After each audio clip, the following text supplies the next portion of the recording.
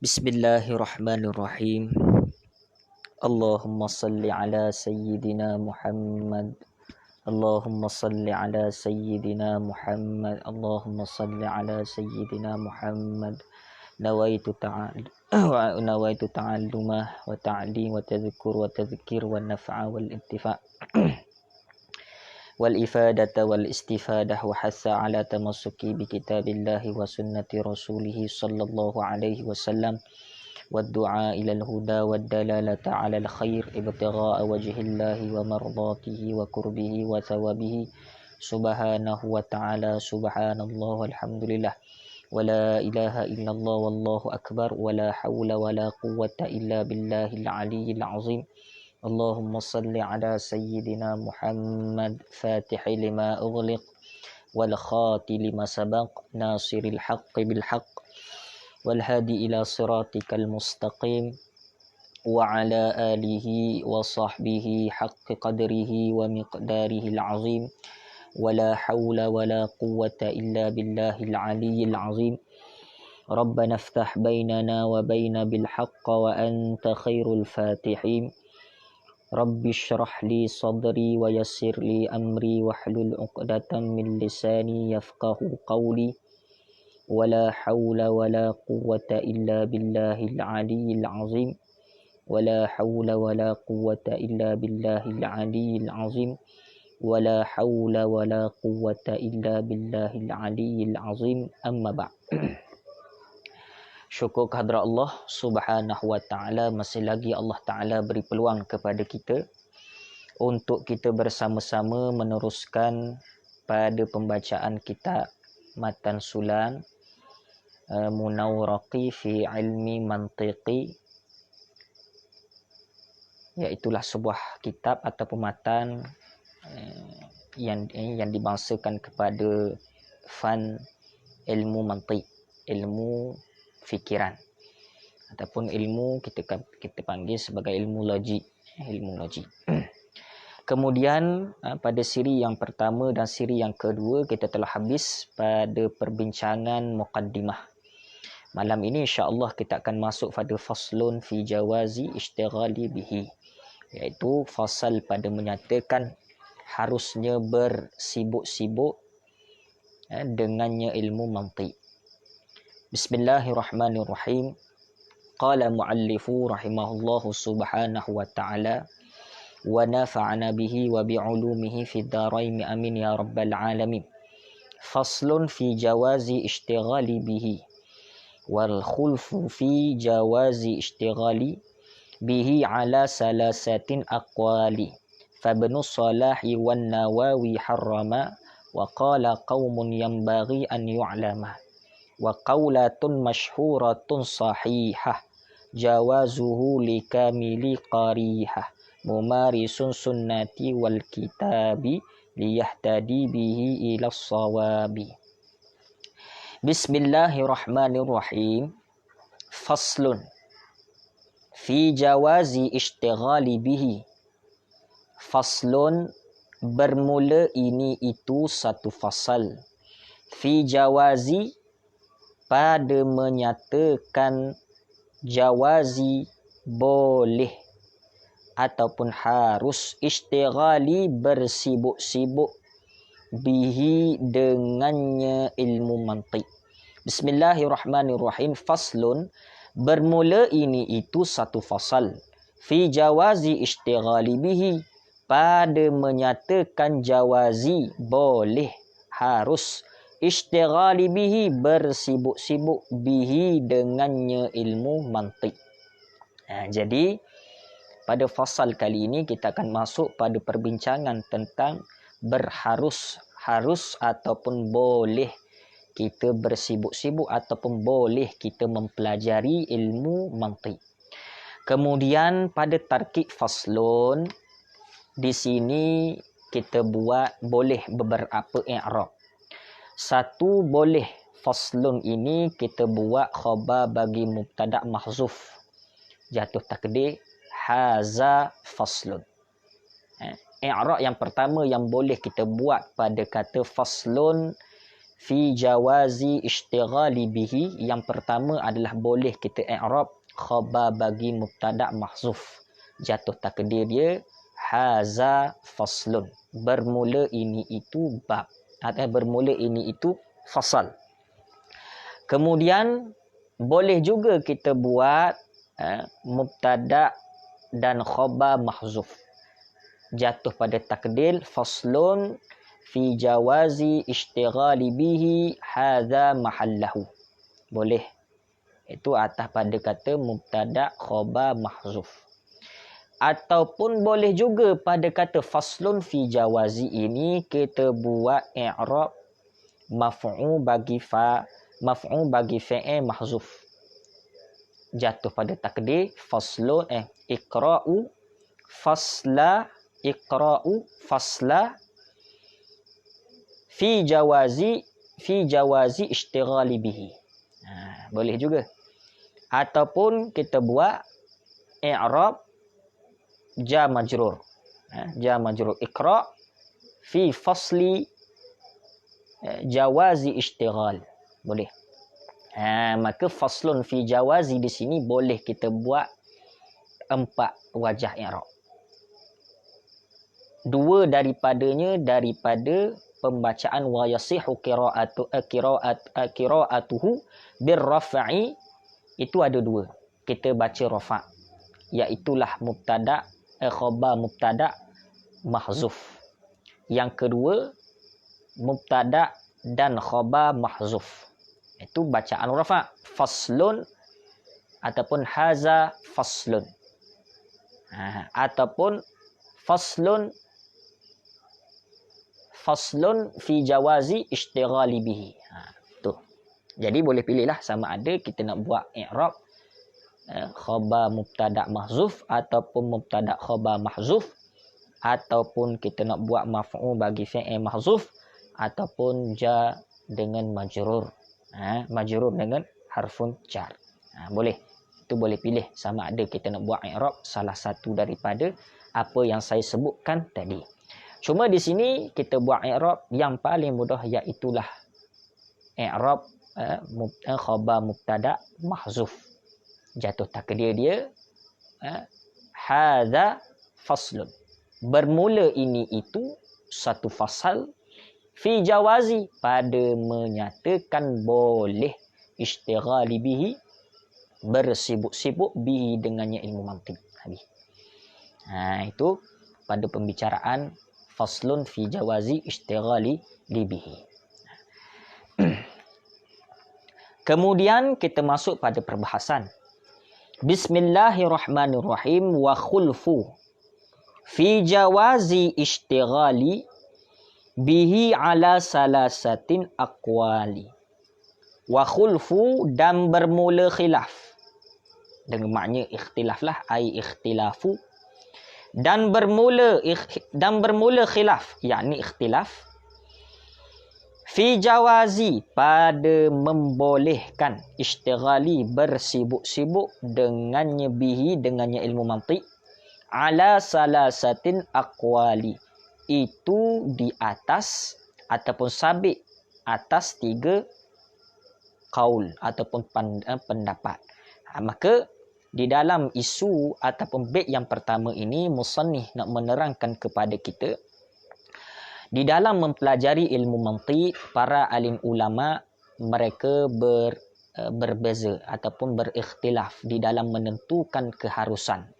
Maka di sini pecah kepada 3. Yang pertama, ada pandangan para ulama menyatakan haram, dan ada pandangan ulama menyatakan harus, dan ada pandangan ulama menyatakan sahih, boleh, masyhur. Boleh. Begitu. Maka di sini dia melihat pada beberapa masalah ataupun segi. Tidak semestinya para ulama yang mengatakan mempelajari ilmu mantiq di sini adalah haram secara mutlak dengan makna tidak ada kait. Bukan. Haram di sini para ulama membahagikan ada beberapa kategori. Kemudian harus di sini juga ada dalam beberapa kait ataupun syarat. Maka sebab itu para ulama di sini ada yang mengatakan haram, bukan haram dengan makna tidak tidak boleh sama sekali.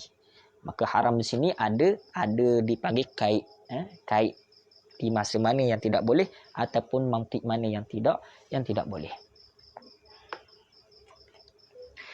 Kemudian di dalam ilmu mantik yang perlu kita tahu adalah bila menyebut jawazi istighali bihi, itu kita kena tahu dengan makna apa. Istighalu bihi adalah bil mantiqi min isbati zalika jawazi au nafyihi. Iaitulah pada fasal fi jawazi istighali bihi, para ulama pada fasal ini musannif hendak mengatakan kepada kita ataupun hendak menisbatkan kepada kita hukum mempelajari sama ada harus ataupun tidak. Begitu saja. Pada kata syarah Sulan ataupun syarah bagi Sulan, iaitu Qawaisini. Di dalam bait ini para ulama membahagikan untuk menisbatkan mempelajari ilmu mantik sama ada harus ataupun kita nak menafikan harus tu. Kemudian kita baca dulu dah. Mungkin kita baca dulu, lepas tu baru kita terang. Kerana di dalam bait ini tidak apa yang perlu kita risaukan, melainkan kita kena tahu beberapa pendapat dan juga di mana pendapat itu diletakkan. Kita baca dululah, kita baca dulu bait. Bismillahirrahmanirrahim.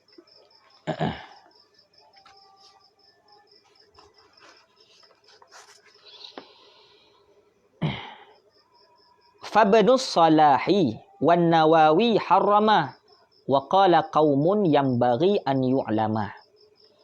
Fabnus salah, dan maka bermula.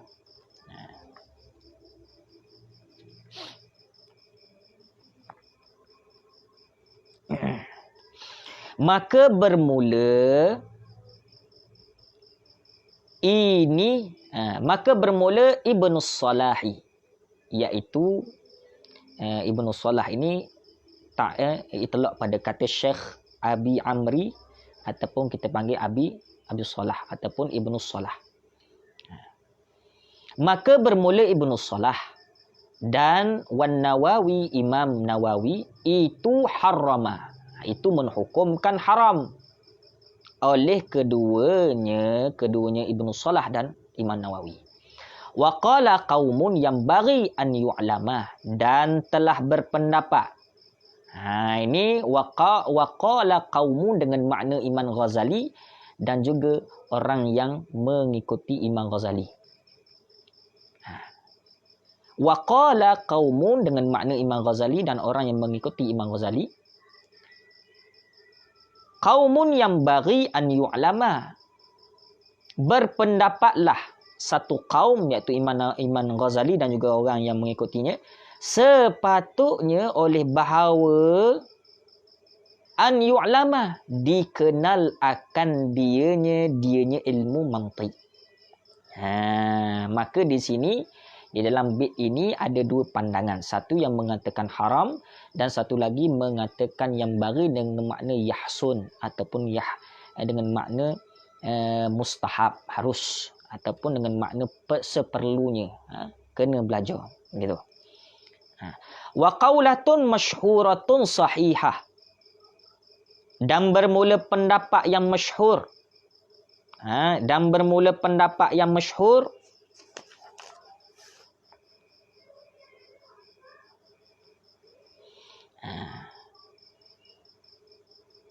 sahihah, lagi yang kuat, itu bolehnya jawazuhu, bolehnya belajar ilmu mantiq itu likamili qarihah, bagi orang yang sempurna cerdiknya.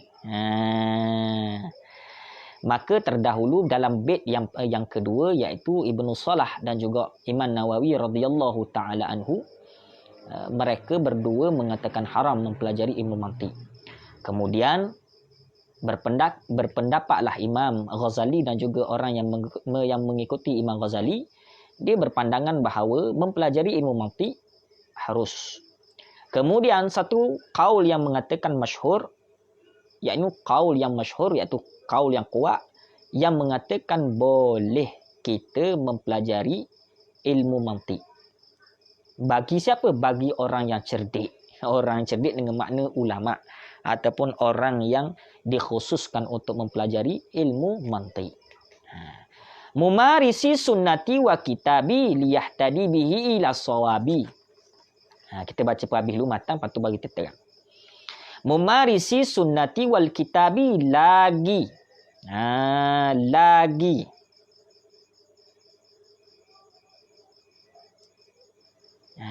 Lagi mumarisi ay mustaghilan lah.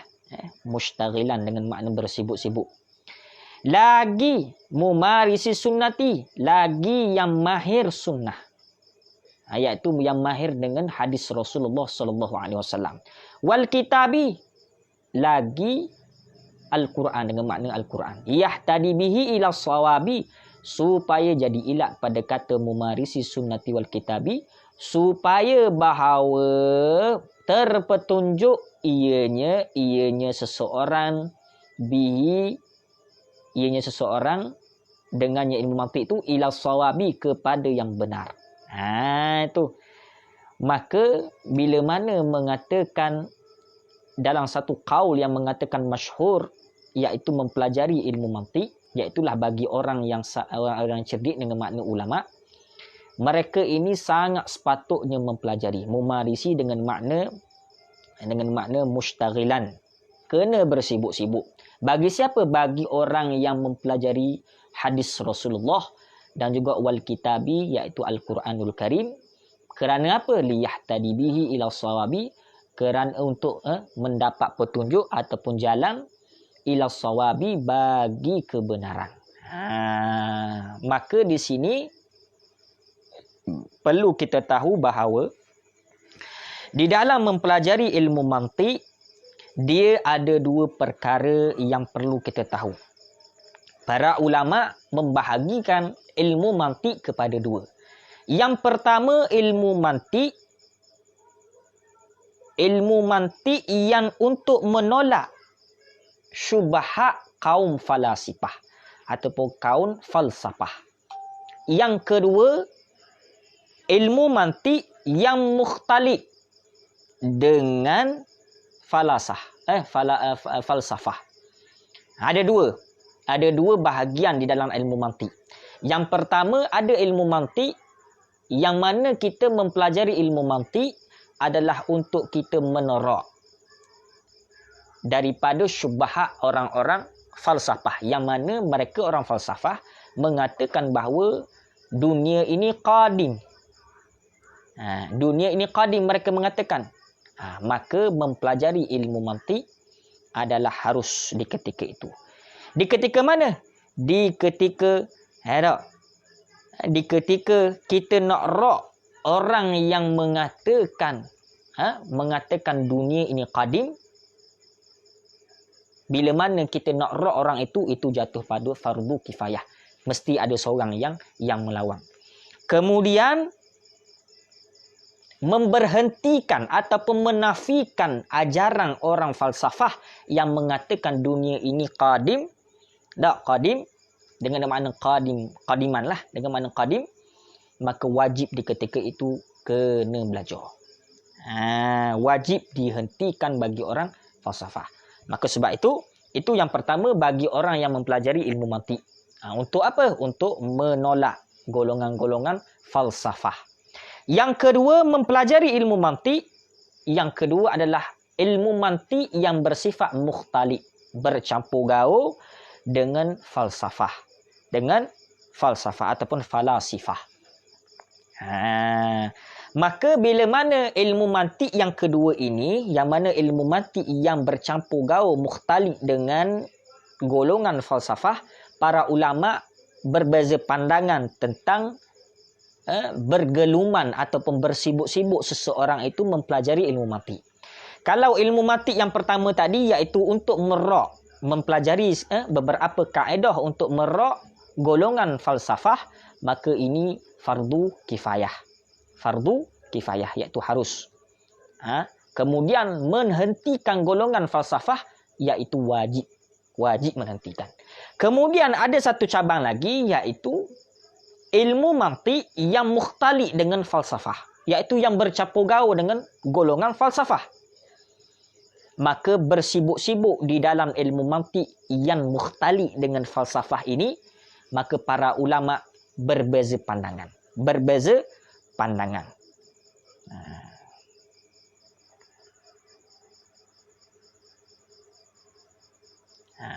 Maka ilmu yang kedua ini yang dijadikan haramnya mempelajari ilmu mantik adalah ilmu yang kedua ini, iaitu ilmu mantik ataupun ilmu yang berfikir yang bercampur dengan falsafah.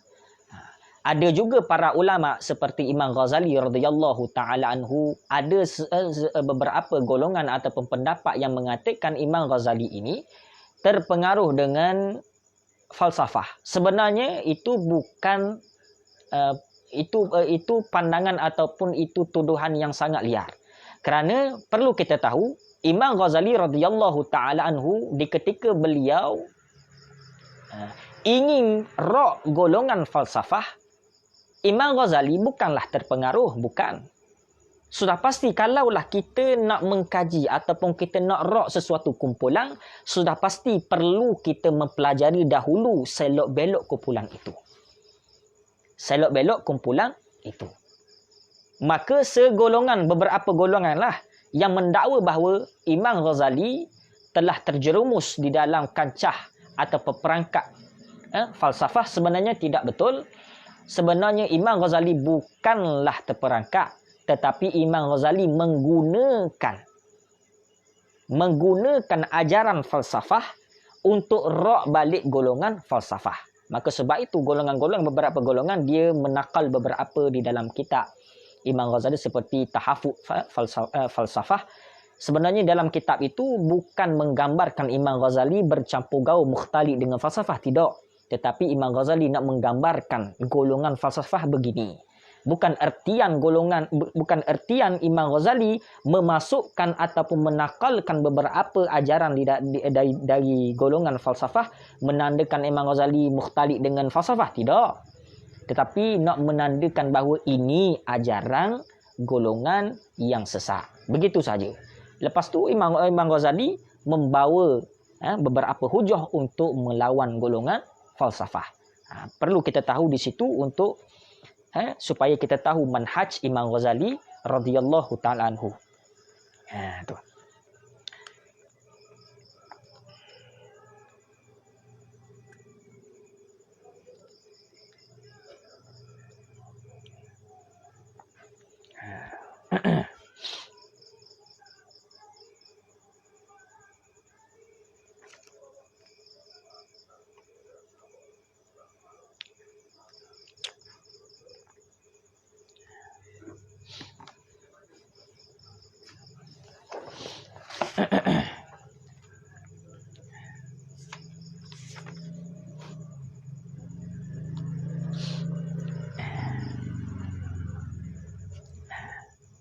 Jadi di dalam fasal ini, para ulama, seperti yang saya sebut tadi, para ulama berbeza pandangan.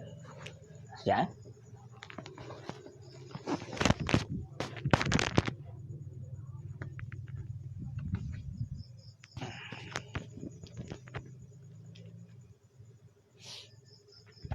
Para ulama berbeza pandangan.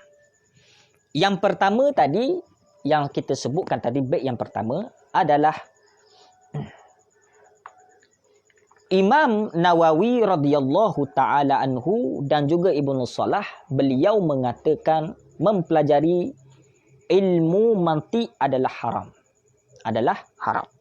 Maka di sini itlaq kepada kata ilmu mantik yang bercampur gaul dengan falsafah ataupun ilmu mantik yang menggunakan kaedah golongan falsafah. Maka bagi orang awam mempelajari ilmu mantik seperti ini adalah haram. Tidak boleh. Kerana apa? Imam Nawawi dan juga Ibnu Salah mengatakan orang awam haram mempelajari ilmu mantik yang bercampur gaul dengan falsafah, kerana orang awam ataupun masyarakat awam dia tidak mampu menyekat beberapa waham di dalam falsafah. Kerana seperti yang kita tahu, di dalam ajaran falsafah banyak bertaaruk dengan sifat-sifat Allah dan beberapa sunnatullah. Maka bagi orang awam mempelajari ilmu mantik yang bergaul dengan falsafah seperti mukhtali, seperti yang kita kata mukhtali bisyubbahi falsafah, iaitulah haram bagi orang awam. Tetapi bagi orang yang kita katakan ada beberapa asas dalam ilmu agama, terutama di dalam ilmu tauhid, maka harus mempelajari ilmu mantik. Kerana apa? Di dalam ilmu mantik ini ada beberapa kaedah untuk kita kuatkan, khususnya sifat 20 lah. Kerana di dalam kitab-kitab yang lebih besar, para ulama menkelaskan beberapa dalil. Ada di dalam kitab Syarqawi, dia tidak meletakkan ini sahihah, tetapi dia meletakkan wad dalilun, burhanun dan sebagainya. Maka menyebut burhanun itu adalah pandangan ataupun pendapat yang kuat. Itu juga daripada qawaid daripada mantik. Maka sebab itu merujuk kepada hukum yang pertama ataupun qaul yang pertama daripada Ibnu Salah dan juga Imam Nawawi yang mengatakan haram, ini itlaq pada kata orang yang tidak mampu ataupun orang yang tidak mempunyai asas-asas agama yang kukuh lalu mempelajari ilmu mantik falsafah, maka inilah kita katakan haram mempelajari bagi orang yang tidak mampu, yang tidak ada asas agama, khususnya orang awam. Tidak. Adapun kita ini, ilmu mantik yang ada pada kita yang mana ditulis oleh Imam Abdul Rahman bin Muhammad Saghir Al-Akhdari, ini adalah harus kita mempelajari. Kerana di dalam kitab matan ini kitab matan sudah kita katakan sudah diperiksa dan yang mana kitab ini bebas daripada unsur-unsur falsafah ataupun unsur-unsur barat yang mana yang telah diislamisasikan, yang telah diislamkan, ilmu logik ataupun ilmu mantik yang telah diislamisasikan, gitu. Jangan kita kata ilmu mantik ini haram 100%. Tidak. Ilmu mantik haram bagi orang yang tidak mempunyai asas yang kukuh di dalam agama. Contoh, ilmu tauhid tak tahu benda tapi terus mempelajari ilmu mantik, ataupun terus mempelajari ilmu mantik dengan makna ilmu mantik falsafah, ataupun orang ini tidak pernah belajar asas-asas dalam agama, fiqh, tasawuf dan sebagainya, lalu terus mempelajari ilmu falsafah. Maka inilah yang dikatakan haram menurut Imam Ghazali dan juga Ibnu Salah.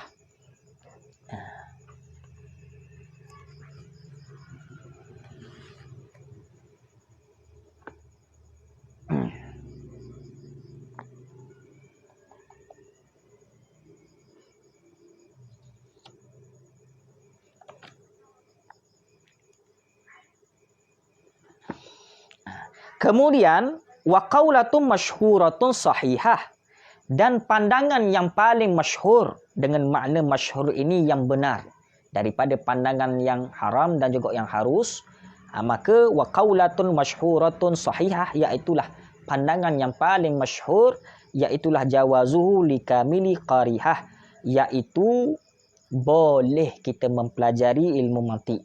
Tapi di sini musannif mengaitkan ataupun meletakkan kait likamili qarihah, bagi orang-orang yang cerdik. Ini ada beberapa pandangan. Yang pertama sekali likamili qarihah, yang pertama sekali bagi golongan yang sudah memahami asas-asas dalam agama, maka mempelajari ilmu mantik dibolehkan.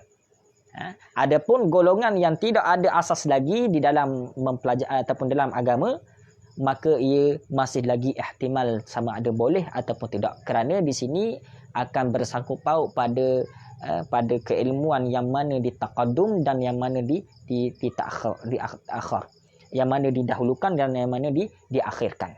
Maka sebab itu musannif mengatakan walaupun mempelajari ilmu mantik ini pandangan yang masyhur iaitu boleh, tetapi tidak terlepas daripada ada kaitan, iaitulah likamili qarihah, iaitu mempunyai kita panggil akal yang sehat ataupun akal yang cerdik. Maka sebab itu orang yang mempelajari ilmu mantik sebenarnya dia itu orang yang cerdik. Kerana apa? Kerana ilmu mantik ini ilmu yang nak merasikhi, yang nak mengasah fikiran. Kerana ilmu ini yang berdasarkan fikiran.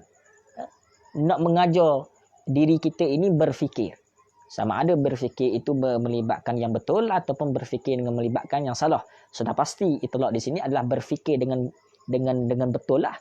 Maka sebab itu para ulama dahulu beliau menggunakan qawaid mantik dengan menggunakan kaedah mantik untuk mempercabankan juz'iyat di dalam matan ataupun Al-Quran dan juga hadis Rasulullah sallallahu alaihi wasallam.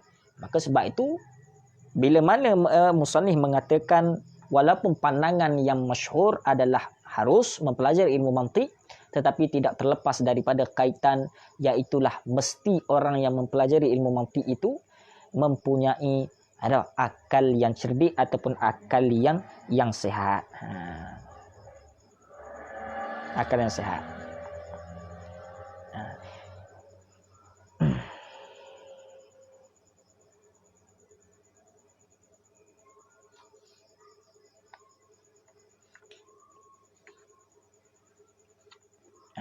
Maka hasil daripada bait wa qaulatun masyhuratun sahihah jawazuhu likamili qarihah.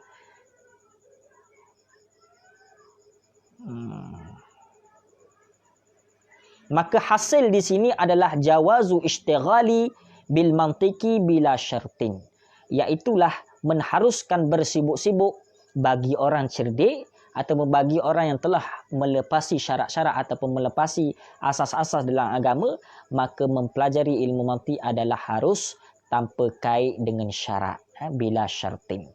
Maka sebab itu mempelajari ilmu mantik ini adalah harus hukum dia, ataupun hukum dia kita katakan fardu kifayah.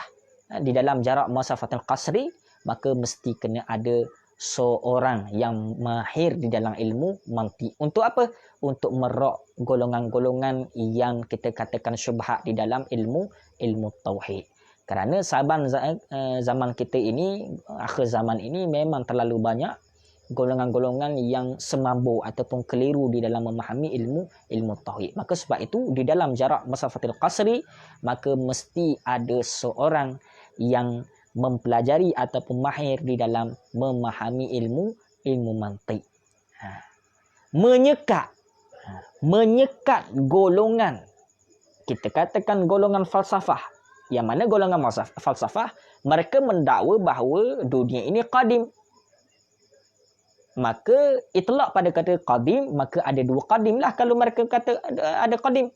Kerana mereka mengatakan dunia ini qadim, maka Allah juga qadim, maka ta'aruf qadim, ada dua qadim. Bila sebut qadim, maka itu salah satu sifat ketuhanan yang ada pada Tuhan. Maka mereka golongan falsafah mengatakan dunia ini qadim, tak kekal, maka menyekat fahaman ini adalah wajib. Menyekat fahaman ini adalah wajib.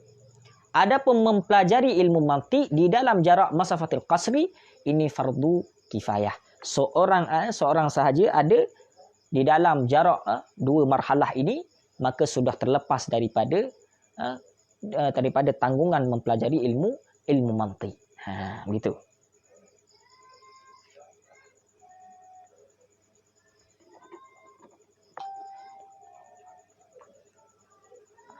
Mumarisi sunnati wal kitabi, lagi yang mahir. Ini dengan makna mumarisi mushtaghilan, dengan makna bersibuk-sibuk. Maka di dalam qaul yang masyhur memang harus bagi orang yang likamili qarihah, harus bagi orang yang mempunyai akal yang cerdik, ataupun golongan-golongan yang sudah mempunyai asas-asas di dalam agama, maka golongan ini harus mempelajari ilmu mantik. Mumarisi, terlebih-lebihlah mustaghilan bagi orang yang sunnati wal kitabi, iaitu orang yang mempelajari ilmu hadis dan juga ilmu Al-Quranul Karim. Maka mereka yang mempelajari ilmu hadis, yang bergolongan dengan ilmu hadis dan juga ilmu Al-Quranul Karim, maka terlebih-lebih kena mengaji ilmu mantiq. Untuk apa? Liyahtadi bihi ila sawabi, bagi liyahtadi, bagi mendapat terpetunjuk bihi dengannya seseorang tu, ilmu mantiq tu, ila sawabi, untuk kebenaran. Maka bagi golongan ataupun orang-orang yang bergolongan dalam ilmu mantiq dan juga ilmu Al-Quranul Karim, mereka ini terlebih-lebih kena mengaji ilmu mantiq. Untuk apa? Untuk memahami apa yang terkandung di dalam Al-Quran dan juga hadis Rasulullah sallallahu alaihi wasallam. Seperti yang kita katakan dahulu ataupun yang sebelum ini, para ulama yang ada yang mengatakan bahawa di dalam Al-Quranul Karim dan juga hadis Rasulullah mempunyai dua perkara yang sangat penting. Yang pertama adalah ada di dalam Al-Quran dan juga hadis Rasulullah adalah ayatun muhkamah. Yang kedua, ada di dalam Al-Quran dan juga hadis Rasulullah ada ayatun mutasyabihat. Maka memahami ayatun muhkamat dan juga ayatun mutasyabihat, maka memerlukan madlul alatul kamilah. Apa alatul kamilah? Iaitulah mempelajari ilmu mantiq. Maka mempelajari ilmu mantiq, maka inilah yang dikatakan likamili qarihah, ada akal yang sihat.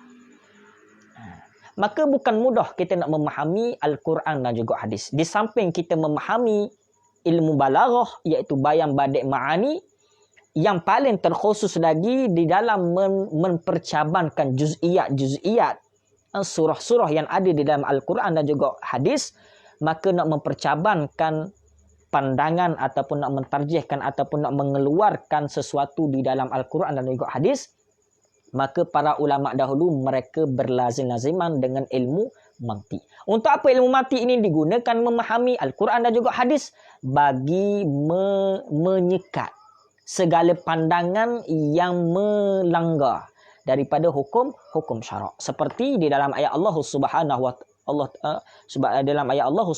wa taala menyebut Ar-Rahman wa ala arsyistawa. Bermula Tuhan Rahman itu yang beristiwa. Beristiwa di arasy. Maka di dalam memahami istiwa, maka kita kena gunakan mantiq. Istiwa ada para ulama ada dalam makna istiwa, ada yang mengatakan istaula, ada yang mengatakan dengan makna yad, dengan makna julus. Maka bila mana kita menggunakan mantiq di dalam memahami ayat-ayat mutasyabihat, maka kita akan katakan makna bagi istiwa dengan makna yad, dengan makna istiqra, dengan makna julus. Maka julus dan juga istiqra, maka kita akan katakan dengan akal yang sihat, dengan menggunakan mantiq kita ni, fikiran nutkun kita ini, maka kita akan katakan istiwa tidak boleh kita ertikan dengan julus dan juga istiqra. Kerana apa? Kerana akal kita memainkan. Akal kita katakan julus itu adalah sifat bagi makhluk, istiqra itu sifat bagi makhluk. Maka tidak boleh kita memaknakan sifat bagi Allah itu sama dengan sifat makhluk. Kerana bila mana kita itlaqkan sifat Allah Subhanahu wa taala sama dengan makhluk, maka sama kita itlaq Allah Subhanahu wa taala mempunyai sifat yang kurang. Kerana sifat makhluk adalah kurang, maka akal kita memainkan peranan, menapis segala makna-makna yang tidak layak yang diberikan kepada ayat-ayat mutasyabihat. Itu. Maka menggunakan mantiq bagi orang yang mempelajari ilmu hadis dan juga mempelajari ilmu Al-Quranul Karim, maka tidak terlepas daripada memahami ilmu mantiq. Supaya apa? Supaya segala pandangan ataupun pendapat yang berada di dalam fikiran tidak melanggar daripada ada sunnatullah dan juga daripada syarak ataupun tidak melanggar daripada ada sifat-sifat Allah Subhanahu wa taala. Maka di sini sangat penting ilmu mantik. Dan kita boleh katakan bahawa ilmu mantik ini kalaulah beginilah cara memahami ilmu mantik, maka tidak terlepas semua orang mempunyai akal fikiran yang betul, akal fikiran yang qarihah, yang cerdik, yang berbetul-betul, maka tidak terlepas seorang pun mesti mengaji tentang cara berfikir dengan betul. Tentang ayat-ayat Allah, tentang sifat-sifat Allah. Maka memahami sifat-sifat Allah perlu kepada akal yang sehat.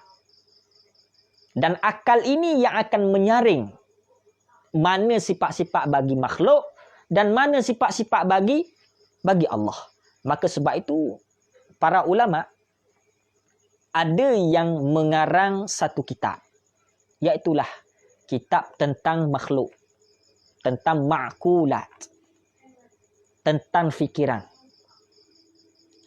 Maka para ulama yang mengarang kitab ma'kul, iaitu yang berdasarkan fikiran, iaitulah menapis ataupun mempilah ini sifat bagi makhluk, ini ciri-ciri makhluk, ini Allah, ini sifat Allah.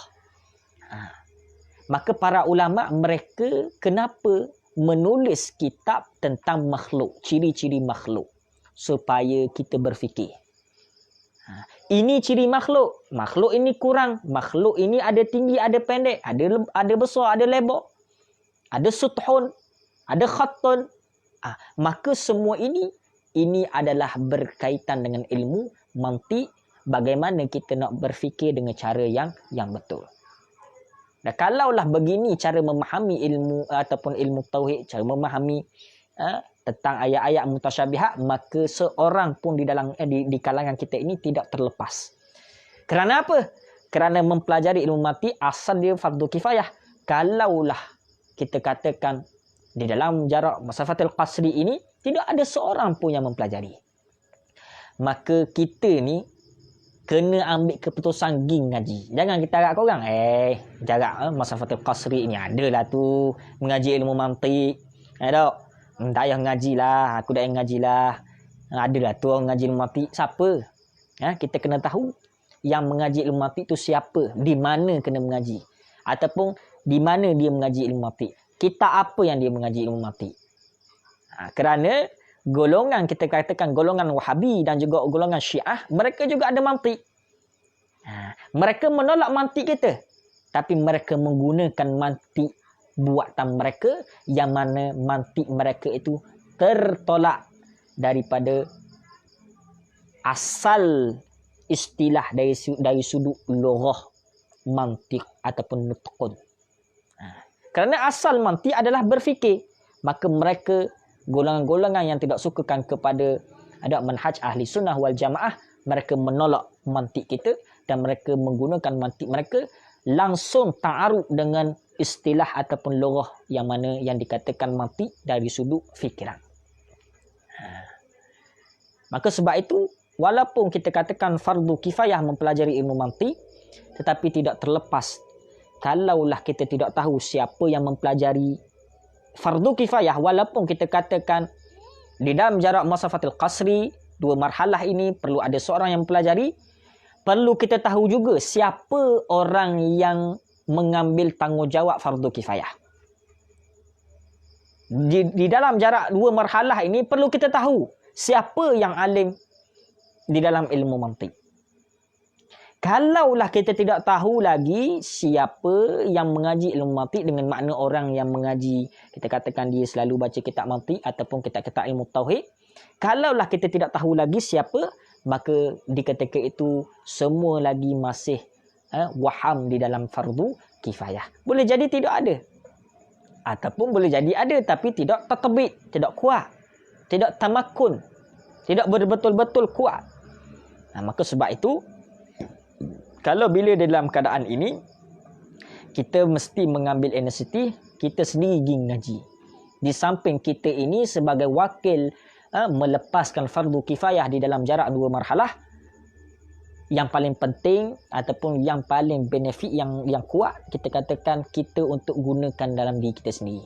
Bila mana kita ada mantik, kita ada akal yang sihat, kita ada guna pemikiran yang betul, maka kita tidak akan berfikir dengan fikiran yang tidak waras dan tidak betul. Apabila berhadapan dengan ayat-ayat ataupun apabila berhadapan dengan ibarat-ibarat yang menwahamkan tentang kalam ataupun tentang sifat-sifat Allah, maka kita boleh melawan. Kita boleh melawan.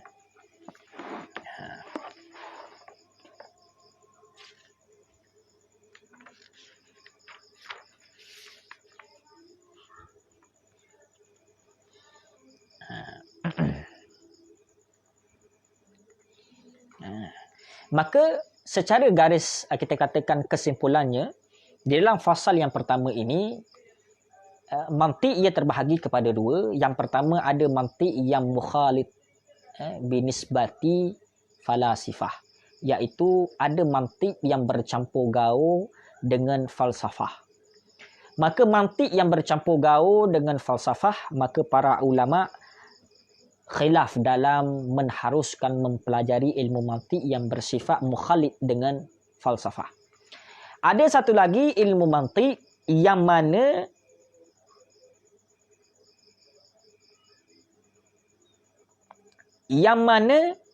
mempelajari ilmu mantik untuk kita rak ataupun kita menolak syubhat yang didatangkan oleh golongan falsafah ataupun golongan yang kita katakan dakwa tidak ada Tuhan, ataupun golongan liberal lah kita katakan. Maka mempelajari ilmu mantik yang bersifat ini, iaitu yang kita belajar ini, Matan Sulam Munawraqi fi ilmi mantiqi, iaitu kitab ini adalah hukum dia tidak ada khilaf di dalam harus. Bahkan mempelajari ilmu mantik bersifat untuk rak syubhat yang didatangkan oleh falsafah, maka ini fardu kifayah. Fardu kifayah.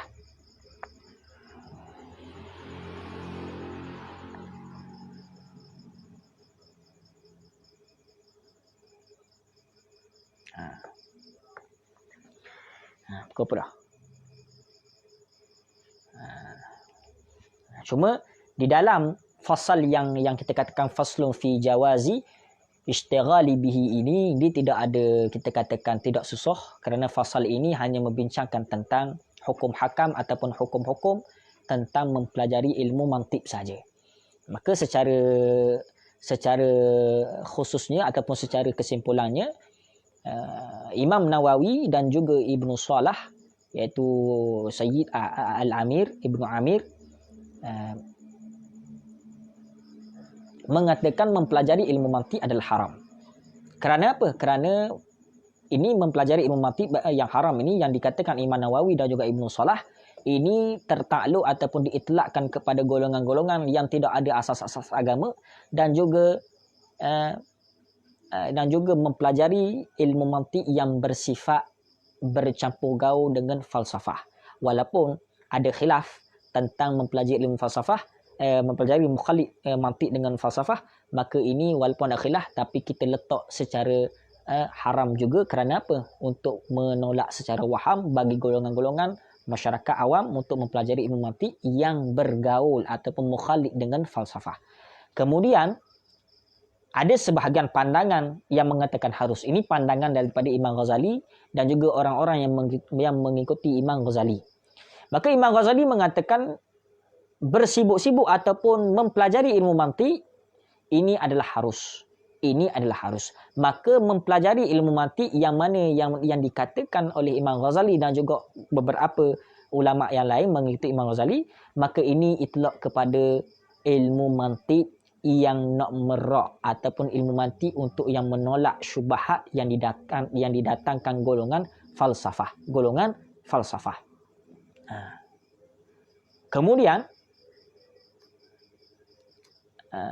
Kemudian hasil daripada perbincangan para ulama di dalam menghuraikan makna ataupun di dalam menghuraikan hukum-hukum mempelajari ilmu mantik, maka hasil dia adalah mempelajari ilmu mantik ataupun bersibuk-sibuk ataupun dia ni tak ada kerja lain, ngaji ilmu mantik je ataupun mengaji ilmu tauhid je.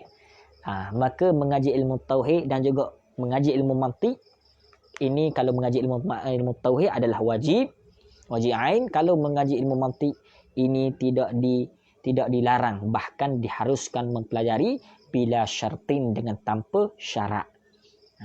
Bahkan menjadi kewajipan.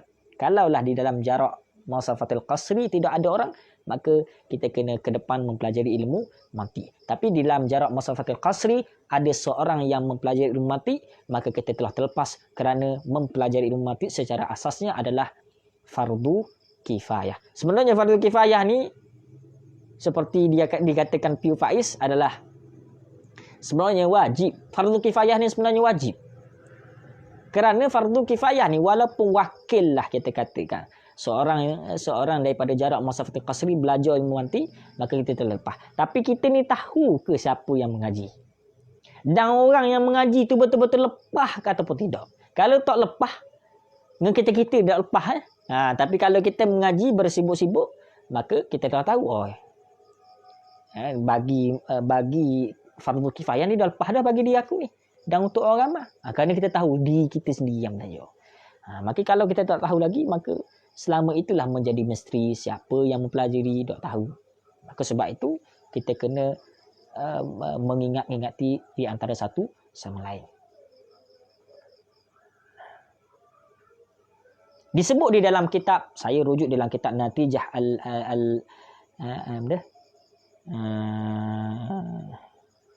di dalam kitab Bitawadhihi Sulam bi Idahi Mubham, iaitulah dia mengatakan bahawa bila sebut al-ulum, iaitu keilmuan, dia ada 3 perkara yang membentuk keilmuan.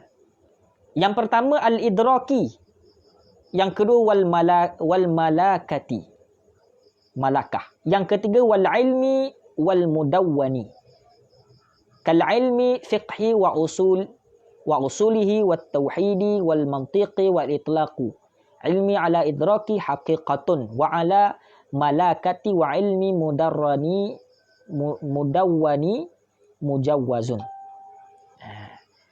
Maka nak membentuk keilmuan di dalam kitab Bitawdihi Sulami wal Idahi Mubham, dia mengatakan ada 3 syarat ataupun ada 3 perkara yang membentuk keilmuan bagi diri seseorang.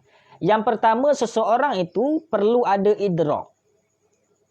Perlu ada kemampuan, dipanggil kemampuan berfikir. Ataupun kita kata harakatun nafsi fi ma'kulat. Di dalam muqaddimah saya telah terangkan. Yang pertama untuk membentuk keilmuan seperti yang disebut di dalam kitab Bitawdihi Sulam wa Idahu Mubham. Yang pertama untuk membentuk keilmuan adalah mesti kena ada idrak. Apa idrak? Mesti ada kemampuan berfikir ataupun harakatun fi nafsi, harakatun nafsi fi ma'kulat. Iaitulah mencurahkan kemampuan pada memikirkan. Ataupun harakatun nafsi fi mahsusat. Ataupun kita berfikir di atas perkara-perkara yang mahsusat, yang kita mendapati di panca indera kita, mata ke, telinga ke. Maka nak membentuk keilmuan, yang pertama mesti ada idrak. Mesti ada kemampuan berfikir. Yang kedua di dalam kitab Bitawdih, yang kedua adalah mesti ada wal malakah. Mesti ada malakah. Dengan makna malakah ini berkat, barakah. Mesti ada keberkatan. Kalau mempelajari ilmu, mesti ada manhaj. Mesti ada turutan, mesti ada tertib. Kalau kita tengok di tempat kita ni, mesti ada madrasah. Maka ghaliban mempelajari ilmu agama di dalam madrasah itu lebih, kita katakan, membentuk keilmuan. Itu yang kedua. Yang ketiga, wa ilmi mudawwan. Iaitu keilmuan yang kita katakan sebati. Adanya di situ mantiq, ada di situ nahwu, adanya sarak, adanya balaghah, ada ilmu fiqh, ada ilmu usul, ada ilmu tauhid, ada ilmu ma'kulat, ada ilmu arud. Ada ilmu apa lagi? Ilmu mantiq yang kita belajar ni. Ada ilmu apa lagi? Semua ilmu. Kalau di sini disebutkan ada beberapa ilmu. Ilmu usul, ada usul fiqh ataupun fiqh. Maka bila mana ada kesemua ilmu ini, maka dia akan bentuk ilmi mudawwan, iaitu sebati keilmuan. Maka bila mana sebati keilmuan, maka menghasilkan ulum, keilmuan. Maka bukan mudah menghasilkan keilmuan, tidak mesti diletak ataupun mesti dilepasi 3 syarat ini. Yang pertama idrak, yang kedua malakah, yang ketiga ilmi mudawwan. Mesti ada kemampuan berfikir, mesti ada malakah, mesti ada yang ketiga adalah ilmi mudawwan. Mesti ada sebati keilmuan yang sebati ataupun ala adat yang sebati. Barulah membentuk seseorang itu bersifat keilmuan, bersifat dengan ilmu. Kalau tidak, memang kita katakan orang itu tidak ada ilmu. Wallahu ta'ala alam. Ada soalan daripada sahabat-sahabat, boleh tanya. Setakat saya kita boleh jawab, kita jawab. Kalau kita tak boleh jawab, kita kabut boleh jawab. Begitu. Ada sahabat-sahabat ada soalan.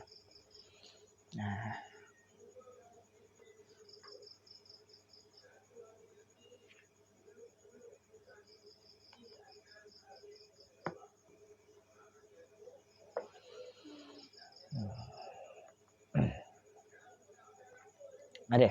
Rasa tak ada lah tu. Kerana biasalah kalau mengaji kitab depan kamera ni, dia rasa lain sikit. Kadang-kadang mari cemuh. Tapi inilah kadang-kadang melatih kita untuk kita katakan bercakap sorang-sorang. Kalau di pondok kok dulu, biasanya Tok Pakir kalau di pondok mengajar tiang-tiang surau, tiang-tiang pondok. Matan wajib hafal ke tidak? Kalau nak membentuk keilmuan ataupun kalaulah nak mahir sesuatu ilmu, mesti tabahur fi wahidin ilm. Mesti tabahur, mesti menguasai dengan makna hafaz ataupun muhafazah. Seseorang yang tabahur sesuatu ilmu mesti tidak hafal. Mesti hafal. Tidak hafal tidak akan tabahur, tidak akan menguasai. Yang pertama, perlu ke hafal matan? Perlu. Kalau mahu menguasai ilmu mantik. Kalau tak mahu menguasai ilmu mantik, sekadar-kadar, tak hafal pun tak apa. Tak hafal pun tak apa. Lagi.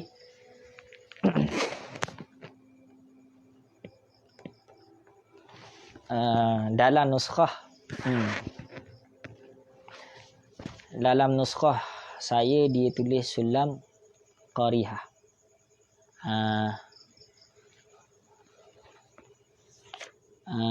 Naskah apa? Tobak apa tu? Cuba nyatakan tobak apa?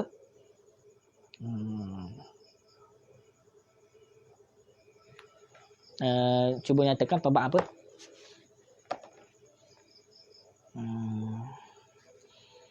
Kalau saya ini adalah tobak Tobak Semarang. Tobak Semarang. Tobak Semarang dia tulis likamili qarihah. Kalau situ lisulami qarihah. Lisulami qarihah. Itu matan ataupun apa? Cuba beritahu matan ataupun apa. Sebab kalau matan dia adalah likamili qarihah, bukan lisulami qarihah, bukan. Likamili qarihah. Kitab syarah apa yang Ustaz baca tadi? Bitawdihi sulami.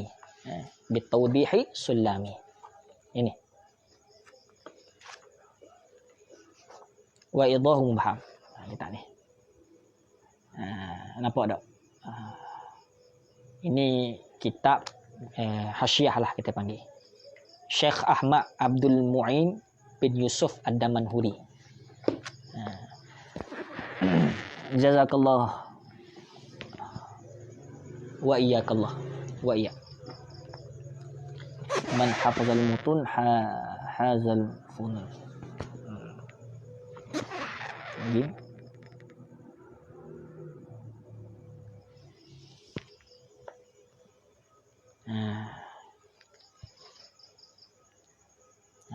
Ada lagi soalan?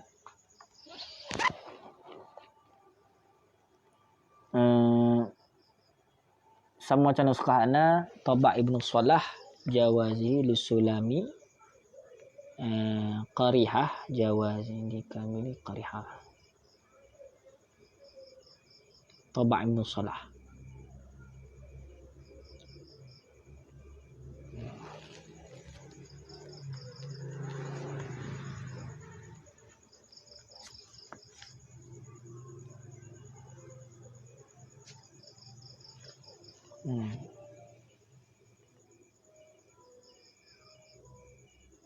Jawa yang betulnya wallahu alam, yang betulnya adalah jawazuhu likamili qarihah. Pegang waktulah. Sebab dalam matan kalau dalam kitab anak ini matang saja. Kitab Sulamun Nawra iaitu tabak daripada Semarang dan juga kitab-kitab syarah yang lain semuanya likamili qarihah, dengan makna akal yang cerdik. Lagi ada juga ke ustaz kitab tu di Malaysia. Saya rasa kitab ni susah didapati kerana kitab ni saya dapat di kedai cetakan di Indonesia. Kitab ni pun print, bukannya saya rasa PDF ada, cuba cari dalam PDF. Sebab kitab ini pun bukan daripada penerbit sendiri, ini pun kitab daripada kedai print, dia copy print.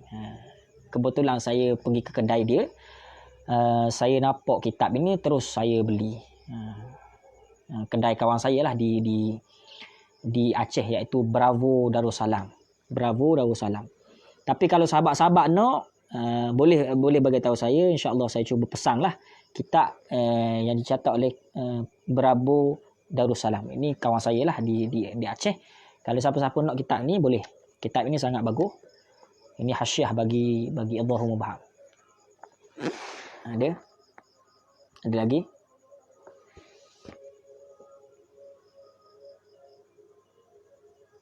Silap Tobat Daru Tolai. Ada lagi soalan?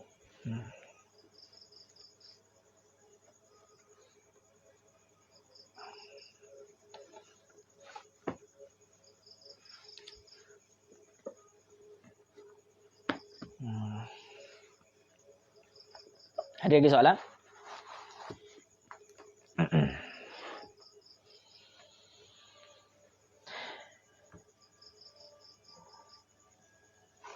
Sahabat-sahabat boleh share video ini, moga-moga menjadi sahang lah bagi kita. Sebenarnya kalau boleh, biar daripada kita ini tahu sedikit tentang ilmu mantik. Tidak banyak, sikit pun tak apa, kerana ilmu mantik ini ilmu menjaga akal kita. Kalau kita tidak menjaga akal, mungkin kita akan berfikir dengan fikiran yang tidak bagus, berfikir dengan fikiran yang menyalahi daripada syarak. Maka kurang-kurang, walaupun tidak alim, tetapi sekurang-kurang kita tahu ilmu mantik ni begini. Bagaimana nak buat had ataupun haddun, tajuk ta'rif. Ada ta'rif tam, ada ta'rif dan sebagainya, banyak. Kelas setiap hari ke? Ya, insya-Allah kalau tanpa uzur kita akan baca setiap hari pada pukul 9 malam. Lepas isyak pada pukul 9 malam, insya-Allah kita akan baca kitab ataupun matan Sulamun Nawra. Sebenarnya saya tidak baca sangat kitab syarah kerana saya meraihkan kepada sahabat-sahabat yang baru nak belajar ilmu mantik. Kerana kalau kita baca syarah, takut kita tidak mampu mengikuti. Sekurang-kurang target saya, target Tok Fakir, kalau boleh semua orang boleh mengaji ilmu mantik. Walaupun orang itu tidak ada, kita katakan tak mengaji pondok ke ataupun tidak pernah belajar mantik, kurang-kurang dia tahu sedikit orang boleh ikut. InsyaAllah kalau habis khatam kitab ini kita akan baca Idahul Mubham, insyaAllah. Saya tak janji, cuma insyaAllah. InsyaAllah. Ada soalan lagi? Tak ada.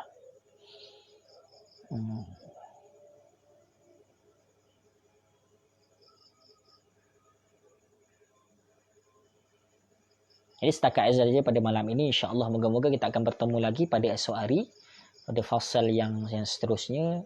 Moga-moga Allah Taala memberkati kita, insya-Allah taala. Amin. Bismillahirrahmanirrahim. Alhamdulillahirabbil alamin wassalatu wassalamu ala asyrafil anbiya'i wal mursalin wa ala alihi wa sahbihi ajma'in. Allahumma ja'alna aqidatana aqidatan ahlus sunnati wal jamaah minal asyairah wal maturidiyah. Rabbana atina fid dunya hasanah fil akhirati hasanatan wa qina azabannar. Sallallahu ala sayyidina Muhammadin wa ala alihi wa sahbihi wasallam.